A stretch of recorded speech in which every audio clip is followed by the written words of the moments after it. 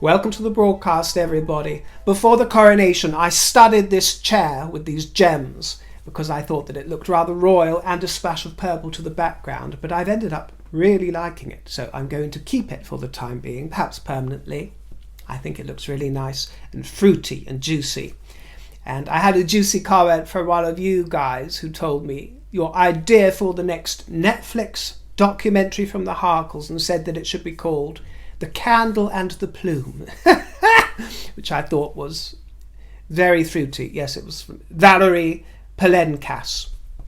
The Candle and the Plume, blocking out the Harkles from view. Wasn't that just a stroke of genius? It does keep tickling me, just like that feather in the Princess Royal's hat.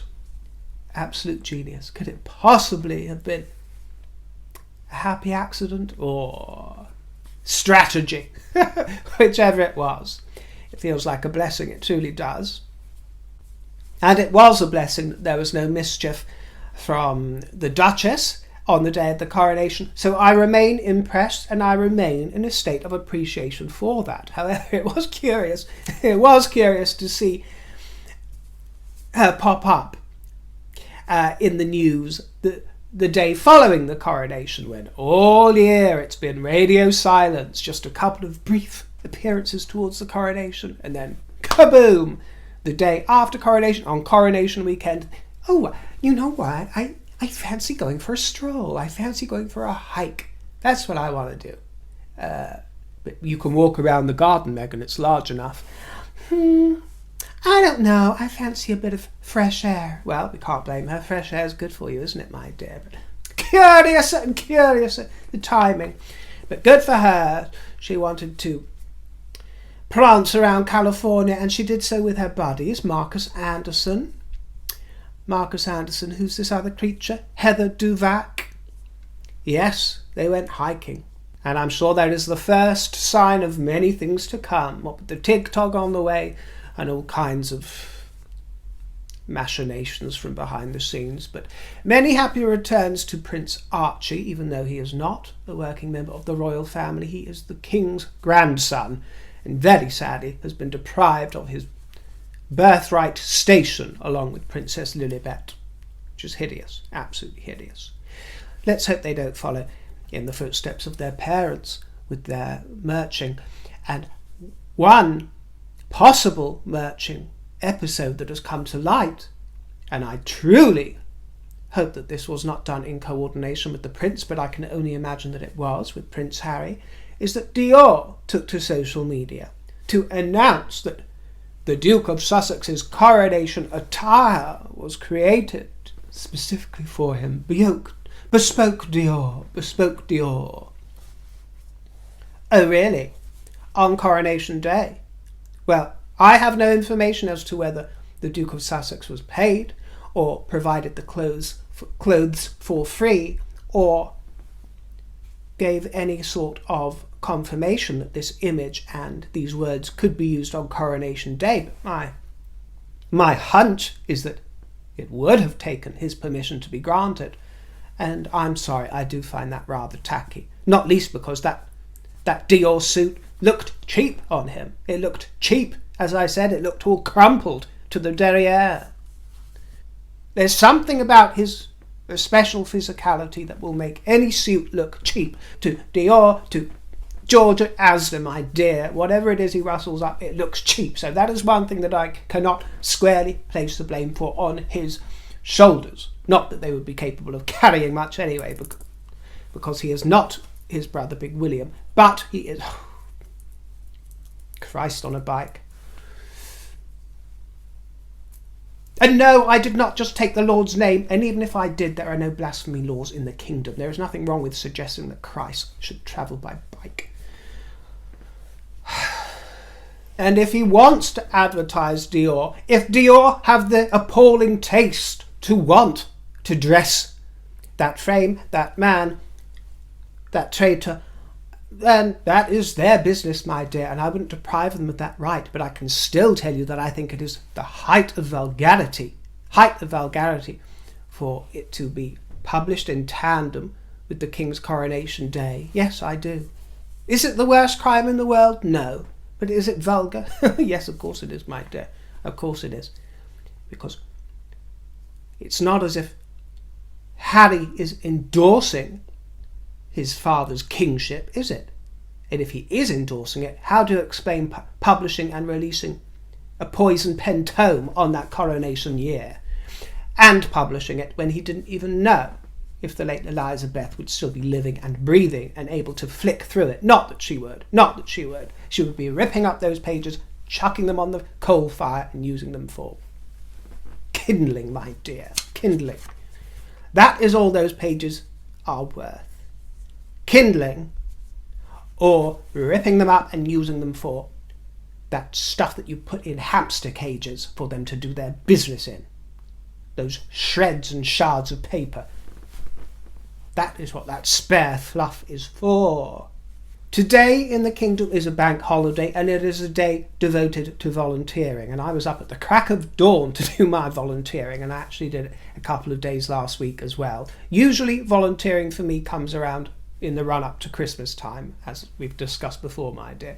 In the run-up to Christmas, for a few weeks, I will volunteer around there, with occasional placements throughout the year, but not several weeks in a row as I do around the Christmas season.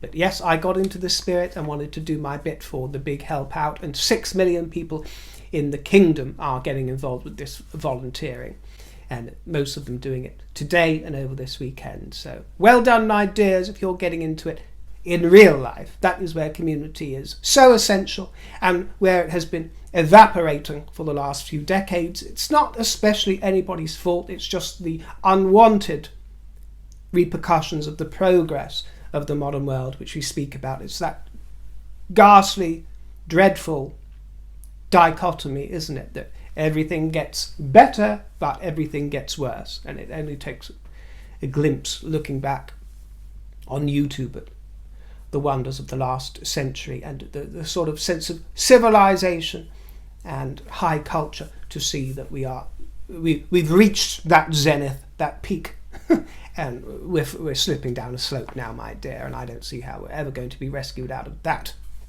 So one can only hold on and enjoy the ride, can't one? I think that has become my philosophy. There's no point in grasping. One will stand up for what one believes and one's standards, but you have to just somehow accept that everything is going down the helter-skelter, and well, at least helter-skelters can be fun if you hold on tight and just say whoopee. But engagement at community level, village communities, town communities, people, and contributing is what it is all about. It is what builds the strong fabric of a nation. And we even saw Prince Louis on his first official engagement today. Well, I shouldn't say official, but his first royal engagement, helping out and providing service. He was doing some digging.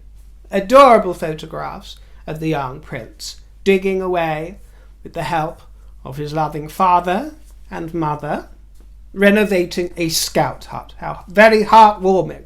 And just to show you how fair-minded our press is, yes, you will often find articles, a flurry of them, disparaging the Duke and Duchess of Sussex.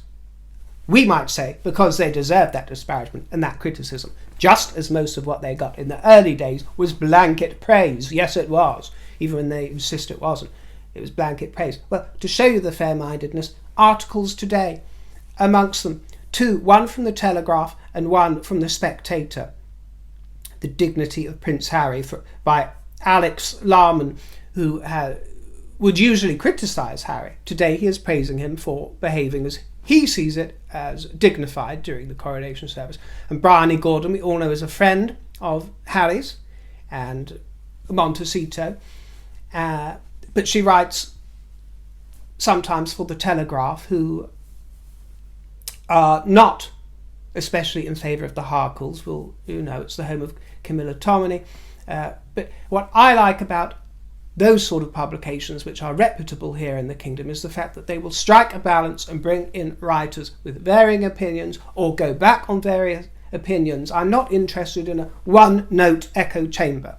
And, they are the kind of publications that I am drawn to reading, because it is fair-minded and it challenges you to think outside of the box. Do I think that Prince Harry was dignified at the coronation? Well, he could have been a lot worse. I don't especially find the way that he todges in, trying to show off crown jewels that really don't exist, or really couldn't be called jewels, unlike his brother's appendages. I wouldn't want to see them offered on a royal cushion of velvet or anything else, my dear, or on a cotton pillow. I really wouldn't want to see them displayed, but he todgers in, swaggers away, doesn't he, with that smile. But it could have been a lot worse. But you can't really tell me that it's dignified when you place it in the context of what it was surrounded with over the last few years. So, what I did tell you is that I have been thinking about why he is constantly, what the psychology is behind. He looks so very happy, doesn't he? We wish him well. I wish him genuine happiness, because then perhaps he will stop trying to make the rest of the world miserable, because his misery seems to want company. So wish him very well. But I do wonder why, the broad smiles to everybody all the time, to the paparazzi floating on air, and it did make me cross my mind. He's only got himself to blame for this, because he's told us that he likes his assistants, his recreational assistances. So whether they are of the legal kind of narcotic or less legal substances, whatever it is, and my guess that they would be legal medications.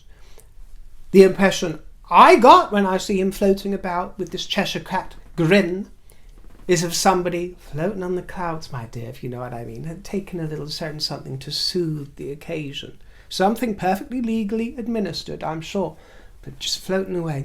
Everything's hunky-dory, Whether it's Ambien that he's popped for the aeroplane flight, or a little, I don't know, a little notion of Valium just to soothe the nerve. Yeah.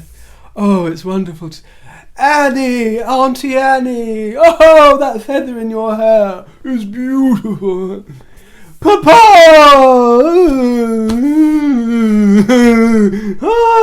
Oh, look, it's the paparazzi. Oh, I've always loved you guys. Let's put the nastiness behind us. Camilla! Stepmummy, kiss a hug. Just saying. Just saying, my dears. One can't help the impression one gets, and for legal reasons I am not insinuating anything about his medications, and I'm not casting judgment on those who require medications to help them get through the day.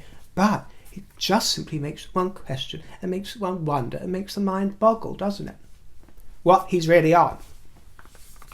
As for the coronation concert, I know many of you enjoyed it. I've seen in the comments, and people there seem to love it. A lot of the press thought it was very good. For my taste, no, it is not my kind of thing. But that doesn't mean that I don't think they did the best with their remit. It's not something that I would ever want to watch or sit through, but I did look at some of the highlights so that I could make a bit of a judgment for you. I agree with The Guardian, who said that it is a cobbled together bunch of B-listers. And I know much has been made of the fact they say that royalty can't attract big names now. Well, I believe that Adele's schedule was too busy for her to appear. She would have been fabulous. But Ed Sheeran has come forward, for example, to say that actually that's not true. He wasn't even invited to it. So it is what it is. And we also have to remember that the age of the great superstar power force of entertainments, the firmament, of great, huge, magnifying stars is really over. And most of those stars now are in retirement or dearly departed. And the younger ones coming through just don't hold the same sort of interest or popularity or widespread hits as those that came before them. But Prince William's speech was magnificent. He was very good, very strong, and I really do think that all the troubles throughout the last 3 years has given him some real fortitude and made him less apologetic about his role and his position. I think especially he noticed when the late Queen died how much of the country still supports the monarchy and loves it, and he was able to meet so many people, shake hands with them and see what his family means to them. And globally, I think it had a real strengthening effect on him and his part of the family. So he spoke beautifully, beautifully. I'm never not going to find it rather cringeworthy seeing all the royals getting up and jiving in their seats, my dear. I have to kind of watch like this, but I understand why it's rather riveting and why some of you enjoy it. And yes, Sophie looks a lot of fun, doesn't she? As one of you said, with the hair blowing in the wind, getting on down, having a boogie-woogie. And Baroness Scotland was getting everybody in there, wasn't she, my dear, to bump and grind. Camilla. Bless her heart. Bless her. Thank God she had that flag to wave, my dear. What else would she have done with herself? Edward having a bop, getting into spirited things. And I was actually really surprised by Prince George, because he has a sort of natural reserve about him as well. But give him a bit of music and he's getting into it, my dear, getting into it. Yes, he had a bop, although his rhythm could do with some work, to be honest, my dear. But young Charlotte did have rhythm. She had more rhythm and she was enjoying herself. Yes, you can tell they have quite a bit of a party at home at Adelaide. I saw an interview on GB News with Rafe Hadelman-Koo. I'm sure many of you know of him. He's a very knowledgeable commentator and far more knowledgeable than me, and he's one of the good ones that GB News gets on. And I'm not entirely in love with GB News because it is too much of an echo chamber. But he was reflecting on a possible truncated reign of Charles and William, and I just wanted to share his thoughts with you. Because he's got a very distinguished academic background, from my understanding. I always find him interesting as a royal commentator. He's very much worth his paycheck, I think. And a lot of these royal experts are certainly not. And I don't consider myself a royal expert at all, by the way, just to put that in context, or a historian. No, not at all. I'm simply here to gossip, my dear, and enjoy. I'm not some pundit. But I think he's very, very much worth his paycheck. Got interesting things to say. But he was asked what he thinks about Charles abdicating because he's too old for the role, and or William in future. Well, he suggested that absolutely no way will Charles abdicate. He was born in 1948, the last imperial monarch. And he was born into the world of empire, which he was. Such a different world 70 years ago. Yes, the last days of empire, but it was still very much that feeling in the air. But he says that he thinks when William succeeds to the throne, he will eventually abdicate, perhaps around the age of 70, 75. It depends what age he comes to the throne, doesn't he? I mean, he could come to the throne next year, heaven forbid, next year, or in 25 years. 10 to 25 years. But he will be considered old. For a head of state, does it always work? These are questions that cross people's minds. King Charles, for example, is full of energy. I think he is utterly and totally capable of doing what he needs to do right now. I mean, completely, and more than most 25-year-olds.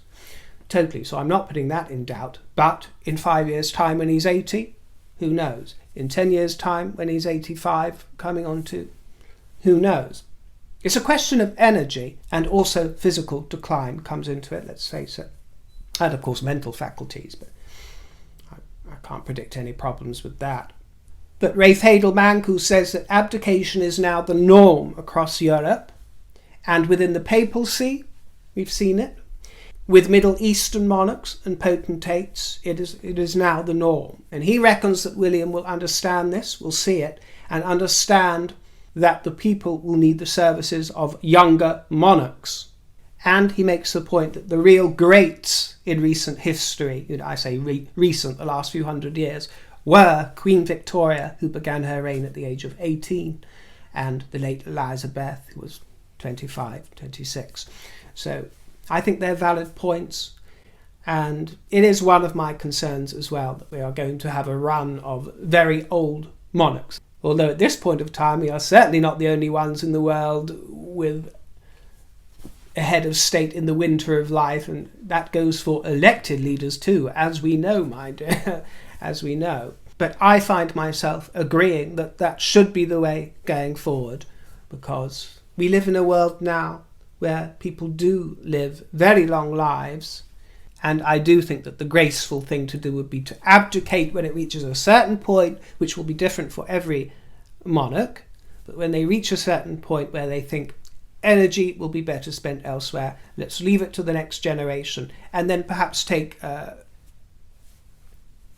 Susan Hussey-esque role, if you will, a little further behind the scenes, because an abdicating king or queen can still be of great use in the format of the late Queen Mother, for example. They can still be essential, but perhaps to let somebody in the middle age take the reins and steer.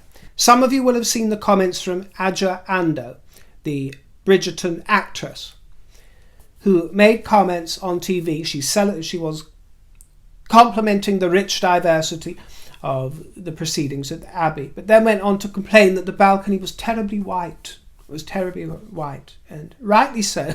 She's been greeted with a lot of complaints for her complaint. And I thought it was very disappointing. I thought it was a very sad comment to make. I saw it coming from her a mile off. I've been seeing that for many months. Terribly white. I think a lot of people, in fairness to her, are misrepresenting the choice of the word terribly. I think it was an unfortunate choice of word, but I don't think she meant it's terrible that they're white. I think it was her way of saying very white. It's terribly good, terribly bad, terribly white, terribly, very. I think that was what she was getting at, in fairness. However, to point at it being terribly white at all, or very white, is unnecessary. Although I will say, there's been a lot of complaints to Ofcom about this, about the broadcasting of it. Well, I don't approve of that either, because I think we need to speak unbridled, let people show us who they are, whether it's good or bad. Obviously there are perhaps some extreme limits, but let people say what they are. I don't think any word or any way of expressing oneself in that fashion needs to be banned or censored or pulled down. Let people show who they are, because if we stop people saying it, we don't see who they are, and it just goes under the radar. So, I don't like cancel culture, so I don't insist on cancelling others for voicing their opinion, whether or not I like it. So it's worth saying that. But can you imagine, if anyone, or if she had said that somebody was terribly Jewish, or terribly black, or terribly brown, terribly brown up there, terribly Jewish, terribly Christian, terribly anything, terribly gay, terribly. Can you imagine if it was anything else? But it's fine to say it about white people, because they tell us that you can't be racist against whites. Well, or I don't get to decide what's racist or not. Yes, I do. Yes, I do. I get to decide whatever I want. Do you hear? Do you hear? So no, you will not put your ideologies upon me. No, you won't. But I would just like to make a point about the last census from 2021, the national census, which we all respond to for statistics, just to say that yes, the makeup of this country is getting less and less white every year, as it is for many countries around the world, intermingling, mass immigration. Why do people lose sight of the fact that as of 2021, 81.7% of the population of this land, England and Wales this relates to, that's 48.7 million of usual residents, identified as white. That is 81%. Over 8 out of 10 identify as white. And yes, that has decreased from 86% in 11, so 86 down to 81. Yes, it's decreased, and I think it's going to decrease more rapidly, quicker. And I doubt there'll probably be 2% identifying as white in a few years' time. I'm not in some denial about that, and it is what it is. But there is still 81% white people here. So if you look at any balcony in any part of the kingdom, the likelihood is that some of it will be overwhelmingly white, because that is what the makeup of this population still is. Why does it have to be a terrible thing? It's just the way that it is. And some cities, if you're well travelled, you go around, are very white. Some are very black. Some are really brown, when you get noticeably brown. You know, I grew up in a mixture of town and country, so I had the benefit of seeing different kinds of populations. The very mixed cosmopolitan nature of London and other towns, and also more remote rural places where the overwhelming majority of the population was white, but there was still splashes of colour here, there and everywhere, with a largely very tolerant attitude, by the way. That I had the benefit of seeing and being raised among both of those types of places. And then when I first left the parental home to live on my own, as it were, but with friends in shared households, that was in areas of South London. I'm very firmly North London these days, but originally I started off living with friends around the south area of London. And one of the first places, I think the second place that I lived, was the area of Tooting, which is very, very, or was when I moved there, very, very brown. Very, very brown. And, you know, Indian, Bangladeshi, Bengali, a lot of the Hindu religion, I would say, Muslim, and I was very much a minority there. But I didn't question it. My friends didn't question it. My friends of all colours, by the way, who happened to live with me at that time, including brown. But we didn't question, because we understood the makeup of that area, of that particular area we are living. We understood it. You see it. You absorb it. And it's the same with royalty. You understand that that is the racial makeup of that moment in time. But if the Harkles hadn't left the kingdom, if Harry had grown a pair, and if Meghan wasn't desperate to get back to her situation in America, then that balcony would have had that 2 out of 10 representation, wouldn't it? Well, perhaps not quite 2 out of 10, but there would have been 3 faces, I was going to say, 3 black faces on the balcony. Well, they insist that we use the word black to describe them, even though, well, you know, Harry is so white that he goes blue in the winter and red in the summer, and so his children are fairer than me. But, you know, for all intents and purposes, the 3 faces of colour would have been on the balcony of the Duchess of Sussex and the King's beloved grandchildren, Prince Archie and Princess Elizabeth. So they would have been there if it hadn't been. You know, it would have been bringing in more representation, which would have been seen and on that balcony. And yes, I'm sure there are those out there who will blame the royal family for that, but from where I'm sitting, I don't blame the royal family for that, actually. But honestly, sometimes I really do think that the world needs a reminder. I'm not going to speak for any other nation out there or their situation, but you all see the imagery and the videos that come out of the kingdom. Do you feel that the less than 2 out of 10 people of colour or non-whites, people that identify as white, in the kingdom aren't fairly represented? When you see all the footage from the late Queen's funeral, all the people out in the crowd, you know, do you really feel that, whether or not you are of colour or not, or the colour white, do you really feel that they are underrepresented? I mean, I ask you. You know, a family is a family. Of course it's not going to change. Let's get some common sense. Of course it's not going to change unless a person of colour marries into it, as it did do. But then they left, so you're not going to see it until perhaps little George or Charlotte or Louis end up with a lover of colour in the future. Of course, how is that meant to change? That is just the nature of this unelected role. But when it comes to elected roles, you see our brown Hindu Prime Minister reading in a Christian Anglican service the epistle, as he did, and he did it very well, actually, and props to him. You know, the variety is there, and why not just say, wow, what an amazing place we've ended up at, and a king and a family that are encouraging of all the beloved colours of the kingdom, instead of terribly white balcony. I mean, that is so ungenerous. I think that's what annoys me about it. I don't want to thrown away, you know, put in cancel culture jail and the key thrown away. You know, do what you will, say what you will. You don't have to have this great big mob mentality, my dear. If I don't want mobs coming for me just for saying my piece, you know, I don't want mobs coming for others just for saying their piece either. So it's not about that. It's just disappointing and very ungenerous. Well, that is quite enough fruitiness from me today, isn't it, my dears? Thank you for your company. Leave me some juicy comments, and I look forward to seeing you next time in the broadcast. Take care, stay royal, and toodle pip.